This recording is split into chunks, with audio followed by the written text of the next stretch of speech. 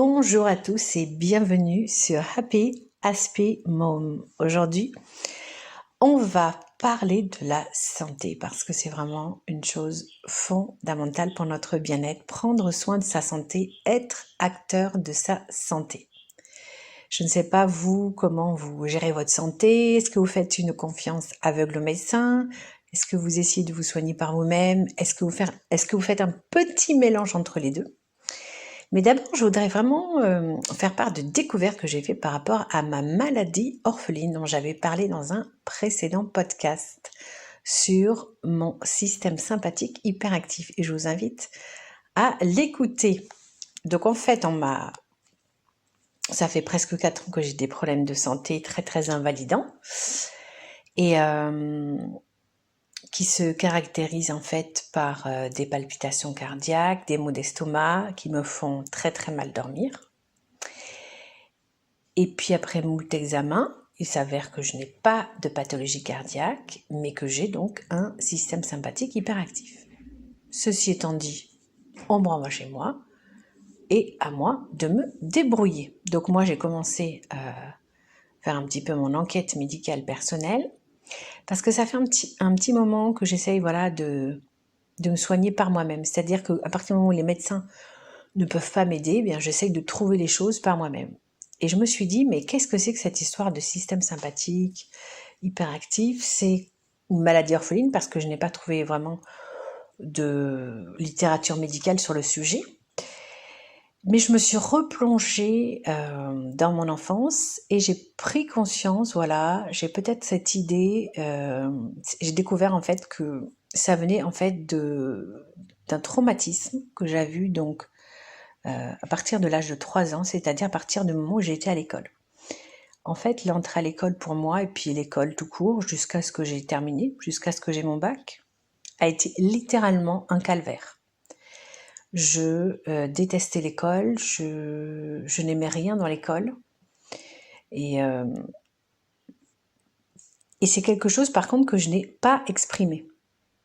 C'est-à-dire que comme j'étais d'une famille où on plaçait vraiment l'école sur un piédestal, je n'ai même pas pleuré, c'est pour vous dire. Et en fait, mon mal-être se manifestait par des cauchemars dont je ne parlais à personne. Vraiment un cauchemar assez horrible qui donne, je trouve, une bonne idée de ce que c'était pour moi d'aller à l'école. En fait, je tombais dans un puits sans fond et c'était dans le noir. Et il y avait plein de petites lumières et ces lumières représentaient des yeux et j'entendais plein de voix, des centaines de voix qui parlaient en même temps. Donc c'est pour vous dire ce que c'était pour moi vraiment cette violence d'aller à l'école. C'était j'étais en phobie scolaire, mais à l'époque on ne parlait pas de phobie scolaire et c'était les symptômes que j'avais d'horribles cauchemars et après un mal-être qui commençait quand même à se voir puisque en maternelle il était noté que j'étais une petite fille triste à l'école et alors ma mère avait parlé de m'envoyer voir un psychologue. Mais moi, si vous voulez, je voulais pas y aller en fait parce que pour moi en fait les psychologues c'était pour les gens qui étaient fous et puis de toute façon je pense que ma mère aurait dû m'emmener en fait parce que normalement c'est pas un enfant qui décide et je pense que le psychologue aurait peut-être compris que je n'aimais pas l'école. Mais est-ce que ma mère aurait accepté que je n'aille pas à l'école ou faire l'école à la maison? Ça, je n'en suis pas du tout sûre. Donc j'ai pris conscience en fait que depuis l'âge de 3 ans, le fait de me lever tous les jours, donc ma scolarité qui a donc duré de l'âge de 3 ans jusqu'à 18 ans, donc 16 ans, pendant 16 ans, à peu près 8-9 mois par an, je devais me lever du lundi au vendredi, me rendre dans un endroit que je détestais, qui me mettait dans un stress épouvantable, et donc j'ai été conditionnée, en fait. Ça m'a conditionnée à quoi? Eh bien, à accepter une situation anormale. À l'accepter, à ne rien dire, à souffrir en silence, puisque j'ai eu quand même des symptômes.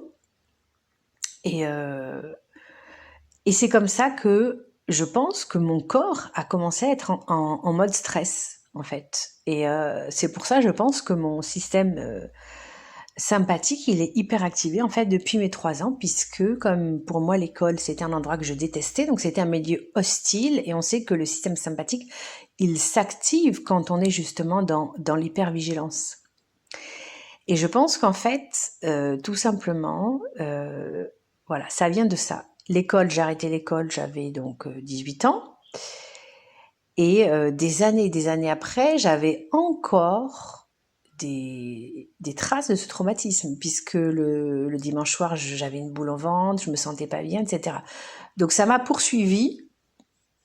Voilà, d'une part, ça m'a poursuivi des années même après avoir arrêté l'école.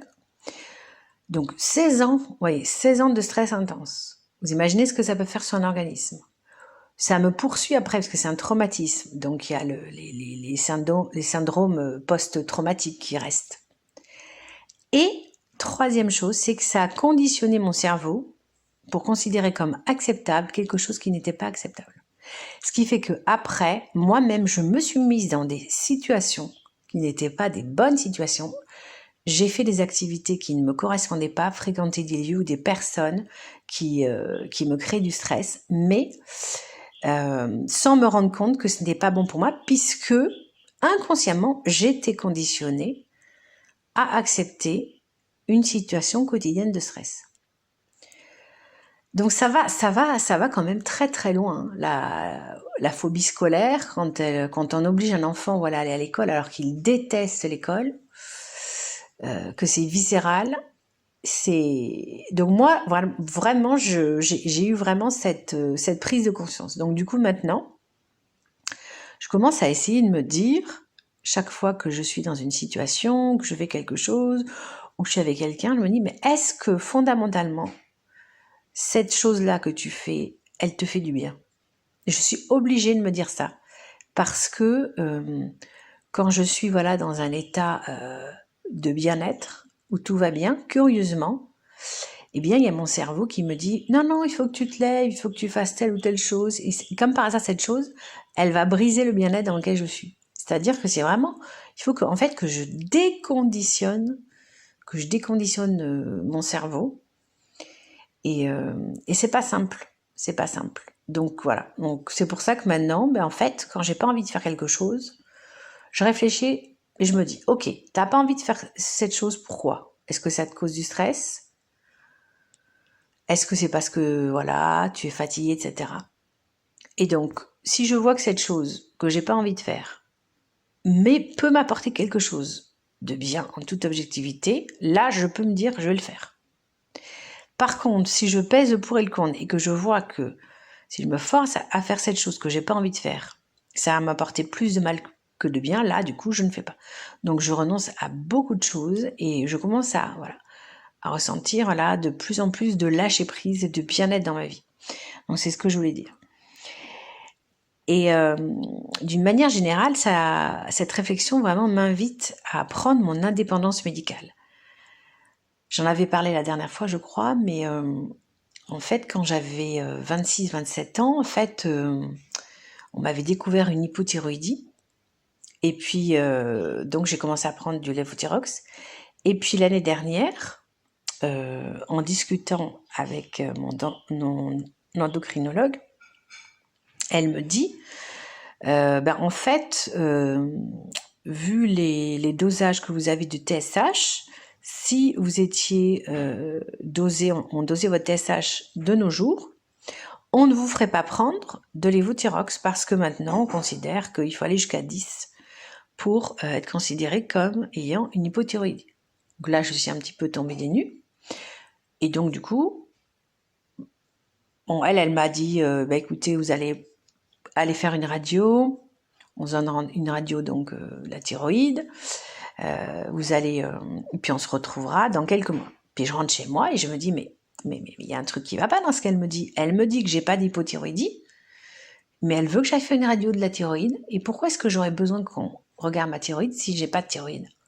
Si j'ai pas de problème de thyroïde? Ça n'a pas de sens. Donc je commençais à avoir une réflexion très très profonde et je me suis dit, mais en fait, j'avais pris le rendez-vous pour faire la radio, j'ai dit non, je vais pas y aller.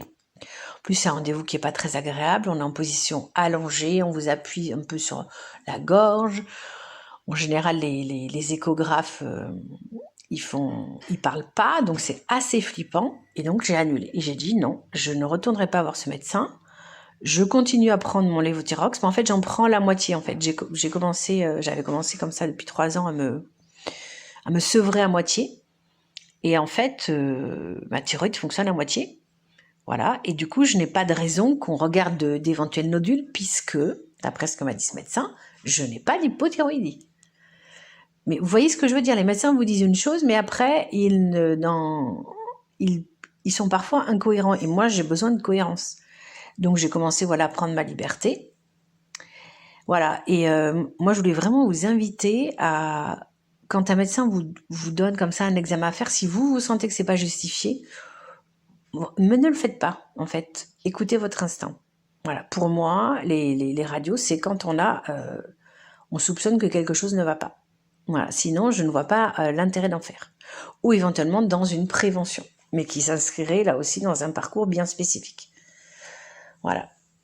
Et donc, du coup, j'ai décidé de reprendre ma liberté parce que franchement, j'ai eu beaucoup de temps pour réfléchir là-dessus ces derniers temps et j'ai vu que j'avais accepté trop de choses, des gestes qui étaient vraiment des gestes intrusifs, des gestes qui étaient même agressifs.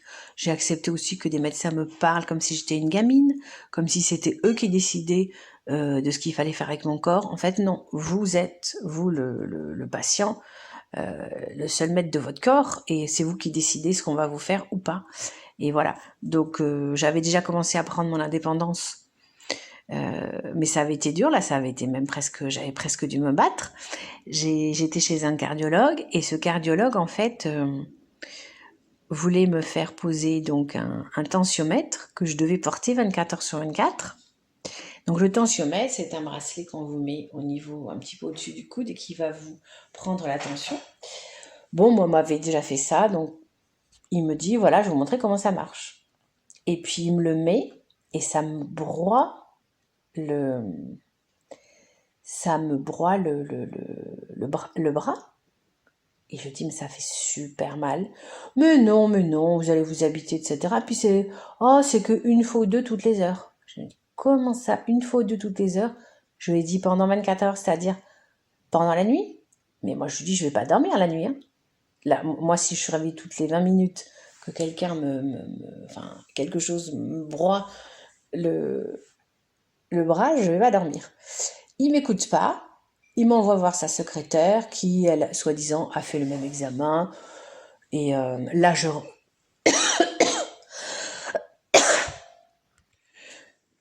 reparle de ma peur de ne pas dormir de la nuit. Et là, elle me regarde en disant, oh, c'est pas grave, une nuit blanche. Donc là, ça m'a vraiment énervée parce qu'il se trouvait qu'en plus, à l'époque, j'étais épuisée, je dormais très très mal, mais que de toute façon, par principe, je ne vois pas pourquoi il faudrait systématiquement qu'en France, on considère qu'un examen médical, eh bien, ce n'est pas grave si ça met le patient dans une situation d'inconfort et de souffrance. Bon, elle me met quand même, quelque part, ils insistent beaucoup, elle me met donc le tensiomètre, ça prend un petit peu de temps, et en fait, je me rends compte, donc je m'éloigne, je pars dans la voiture, et je me rends compte qu'en fait, le tensiomètre, il s'active non pas toutes les 20 minutes, mais toutes les 10 minutes. Je redescends, et là, on me dit non, mais c'est que le début. Bon, je me dis très bien, je pars. Donc j'ai le tensiomètre sur moi, puisque je dois me la poser, etc. Je dois le garder 24 heures sur 24, pendant 24 heures. Et là, je suis à la maison et tout. J'essaye de penser à autre chose. Et là, toutes les 10 minutes, mais un truc horrible qui m'écrase la chair. Et là, je me dis, je sais pas, ça fait à peu près 2 heures à peu près que j'ai 2-3 heures, je crois que j'avais ce mètre-là. Je dis, alors déjà, je ne supporte pas en étant réveillée, en étant endormie, c'est même pas la peine. Donc je dis stop, je décide de l'enlever. Je l'enlève et puis j'appelle le cabinet qui est fermé. Du coup, en fait, le lendemain, j'appelle, je tombe sur une autre secrétaire qui est beaucoup plus ouverte et sympathique. Et là, je lui explique mon problème. Je dis oui, je veux rapporter parce que voilà, ça me fait trop mal, etc. Donc, voilà, je pars et j'enlève cet engin de torture. Je crois que c'est à partir de là, j'ai dit, on va plus rien m'imposer.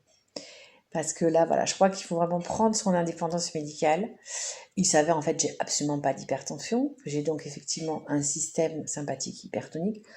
Donc, il y a d'autres façons de prendre l'attention. Voilà, il y a toujours d'autres façons de découvrir différents problèmes. Voilà, donc, soyez indépendant et vraiment, ne vous laissez pas faire. C'est vraiment mon message. Fréquentez des médecins qui vous respectent, qui ne vous parlent pas comme on parle à des gamins. Et, vraiment, j'ai dû me battre quand on réfléchit. Le médecin, en fait, vous vous rendez compte que j'étais obligée d'attendre 3 heures pour oser me rendre compte, enfin, oser dire que non, stop, je ne pouvais pas en supporter plus parce que quand j'étais dans le cabinet, j'avais le médecin qui me parlait littéralement comme une gamine, qui ne m'écoutait pas. Et là, moi, j'ai dit, plus jamais ça, il faut que tu sois autoritaire. Tu te laisses pas faire. Voilà, donc du coup, voilà, c'est ma petite indépendance médicale et ma grande même indépendance médicale. Je fais les examens que j'ai envie de faire. Je prends vraiment soin de ma santé. Je mange équilibré, je mange des fruits et légumes, je mange peu de gras, je mange du bon gras. Voilà, je marche, je fais du sport, je fais de la méditation. La méditation, c'est super parce que ça permet de réparer, en fait, tous les processus du corps. En fait, bien plus, et paraît-il bien mieux que le sommeil. Donc voilà, on vraiment peut dire que voilà, je prends vraiment extrêmement soin de ma santé.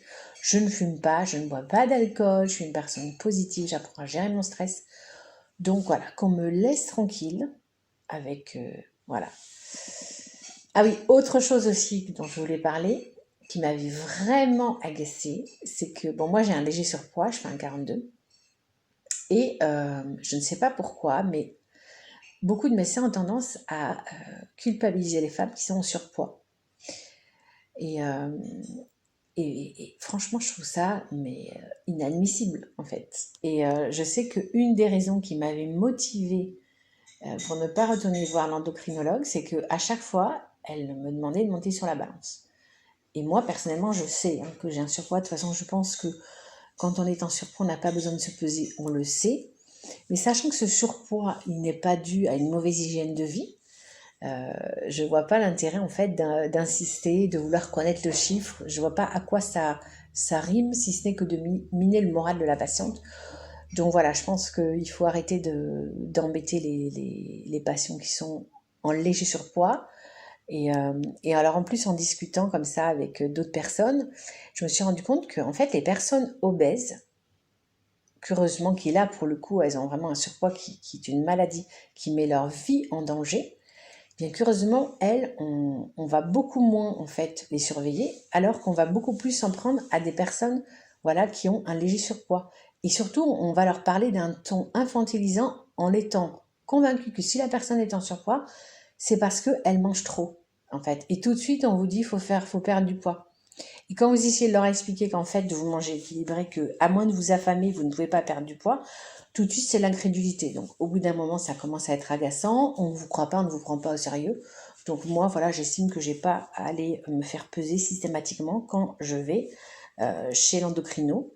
Voilà, ou chez la gynéco, c'est pareil. Vous, si vous avez une gynéco qui vous oblige chaque fois à vous peser, que vous n'en avez pas envie, bah, vous le faites pas. Par contre, voilà, il y a aussi une façon de savoir aussi où on en est de son poids, c'est comment on se sent dans ses vêtements. Moi, je mets les mêmes vêtements depuis des années, donc je sais que j'ai pas pris de poids. Voilà, je suis toujours à l'aise dans mes vêtements. Donc voilà, j'ai une très bonne hygiène de vie, donc au bout d'un moment, voilà, il faut arrêter avec cette obsession de la balance qui doit être réservée vraiment à des personnes obèses, là pour le coup, qui ont un très très fort surpoids qui met leur vie en danger. Voilà, j'espère que ce podcast vous aura donné vraiment beaucoup de courage pour prendre votre indépendance médicale. Et n'hésitez pas à me mettre des petits commentaires si vous avez eu comme ça des expériences désagréables ou au contraire des expériences positives. Et, et voilà, merci de liker si ce podcast vous a plu, de partager. Et on se retrouve la semaine prochaine. À bientôt.